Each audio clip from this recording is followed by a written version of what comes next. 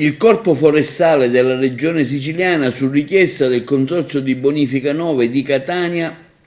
supporta i tecnici consortili nel controllo del territorio nella zona della traversa di Ponte Barca a Paternò, in provincia di Catania. Lo scopo è quello di verificare che i prelevi di acqua corrispondono alla distribuzione oraria prevista e non si verificano abusi né furti mediante l'impiego di pompe non autorizzate. I controlli proseguiranno anche nelle prossime settimane. Il sopralluogo alla traversa di Ponte Barca è stato condotto dal comandante del nucleo operativo regionale agroalimentare Sicilia del Corpo Forestale Gianluca Ferlito, accompagnato dal dirigente agrario dell'area irrigua del Consorzio di Bonifica Emilio Cocimano, come si vede in questo video. Ponte Barca è un sito che sorge a 6 km circa dall'omonima contrada, è un'oasi sul fiume Simeto che attira numerosi uccelli